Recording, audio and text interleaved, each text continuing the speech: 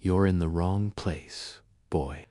That's what the officer sneered before he spit. But he didn't know the man he just disrespected wasn't a suspect. He was the new boss. On a hot summer morning in a small Georgia town, a new era was quietly rolling in. A town known for its traditions, tight systems, and an all-too-familiar kind of policing was about to meet a name they'd never forget: Lawson. He wasn't flashy. Dressed in jeans and a button-down shirt, Derek had returned home after nearly 2 decades away. He'd worked his way up the ranks in multiple major cities, known for reforming departments, earning both respect and results. Now, he was back not as a visitor, but as the new police chief. Before his formal announcement that day, Derek decided to take a quiet walk through town. He wanted to feel the streets again, the energy, the air that raised him, but not everyone welcomed his presence. As he stood near a patrol car parked outside a diner, a white officer stepped out, sipping coffee, eyes narrowing at Derek. "What do you think you're doing?" the officer barked, sizing Derek up. "Just taking a walk," Derek replied calmly. "You don't belong near this car. Step back." "I'm just observing," Derek started. But before he could finish, the officer took one step forward and spit at his feet. "I said, back off." The spit didn't hit Derek, but it hit something deeper, the reminder of how far things still hadn't come. Derek stayed silent, his face unreadable. He reached into his pocket not for a badge, not yet, but for his phone. Calmly, he took a photo of the officer's badge number. "You'll want to remember this moment," he said softly. The officer laughed. "Yeah, or what?" Later that afternoon, the entire department gathered at City Hall for the surprise introduction of the new chief. Officers sat up straight. Whispers flew through the room. No one had seen his face yet. When the mayor took the stage, she began.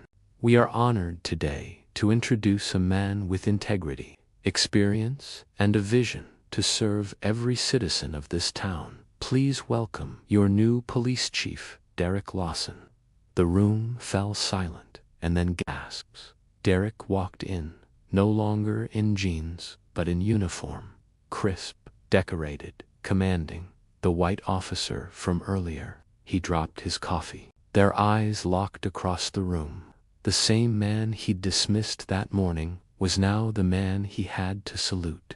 Derek didn't look away, but he didn't gloat either. He took the stage, nodded once, and began his speech. There are moments that define leadership and moments that reveal character. This morning, I experienced both. Derek didn't call for the officer's job not right away. Instead, he ordered mandatory training across the department, starting with a session titled "Respect Has No Uniform." But he did pull the officer aside. "I could have written you up, suspended you, fired you," Derek said. The officer was visibly shaken. "Chief, I don't need your apology," Derek interrupted. "I need your understanding.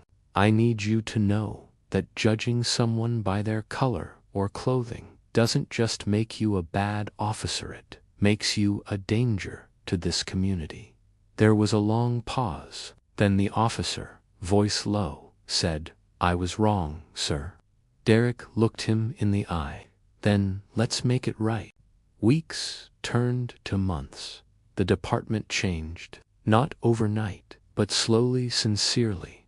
Officers were held to higher standards. Community members noticed. Trust began to rebuild. The same officer who had once disrespected Derek became one of the most vocal advocates for reform, often beginning town hall meetings by retelling the story of that fateful day. "It taught me the greatest lesson of my life," he'd say.